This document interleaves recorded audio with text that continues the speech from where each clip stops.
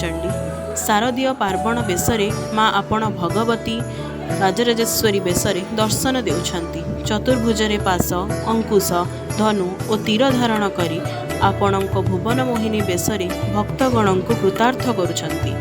ହେ ଭଗବତୀ ରାଜରାଜେଶ୍ୱରୀ, ଯେଉଁମାନେ ଆପଣଙ୍କ ଚରଣାଶ୍ରିତ ହୁଅନ୍ତି ତଥା ଆପଣଙ୍କ କୃପା ଯାହା ଉପରେ ହୁଏ ତାଙ୍କ ମଧ୍ୟରେ ଓ କୁବେରଙ୍କ ମଧ୍ୟରେ କୌଣସି ପ୍ରଭେଦ ରୁହେ ନାହିଁ। ହେ ଭଗବତୀ ରାଜରାଜେଶ୍ୱରୀ, ଆପଣଙ୍କୁ ଶ୍ୟାମ ଓ ଅରୁଣ ବର୍ଣ୍ଣରେ ଦୁଇ ପ୍ରକାର ରୂପ ବୋଲି ବର୍ଣ୍ଣନା କରାଯାଇଛି। ପ୍ରଥମେ ଦେବୀ ଆପଣ ଶ୍ୟାମ ବର୍ଣ୍ଣ ଯୁକ୍ତା ହେଲେ ଆନନ୍ଦ ଭୈରବୀ ରୂପେ ପୂଜିତା ହୁଅନ୍ତି। ଦ୍ୱିତୀୟରେ ଦେବୀ ଆପଣ ଅରୁଣ ବର୍ଣ୍ଣ ଯୁକ୍ତା ହେଲେ ରାଜରାଜେଶ୍ୱରୀ ରୂପେ ପୂଜିତ ହୁଅନ୍ତି।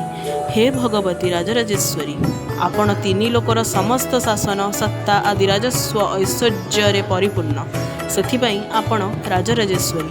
ହେ ଦେବୀ, ସରଳ ଭାଷାରେ କହିଲେ ଆପଣ ହିଁ ଏହି ତ୍ରିଜଗତର ଏକମାତ୍ର ଅଧୀଶ୍ୱରୀ, ତେଣୁ ଆପଣ ରାଜରାଜେଶ୍ୱରୀ। ହେ ଦେବୀ ରାଜରାଜେଶ୍ୱରୀ, ଆପଣଙ୍କ ନିବାସ ହେଉଛି ଶ୍ରୀଚକ୍ର, ତେଣୁ ଆପଣ ଶ୍ରୀବିଦ୍ୟା ଦେବୀ ଓ ଶ୍ରୀଚକ୍ରରାଜ ନିଳୟା ବୋଲି ସମ୍ବୋଧିତ ହୁଅନ୍ତି। ଆପଣଙ୍କ ସାଧକଙ୍କୁ ଆପଣ ରାଜସୁଖ ଶାସନ ସତ୍ତା ନିଶ୍ଚିନ୍ତ ପ୍ରଦାନ କରନ୍ତି। ହେ ଭଗବତୀ, ଆପଣଙ୍କ ଚରଣରେ ବାରମ୍ବାର ପ୍ରଣିପାତ କରୁଅଛି।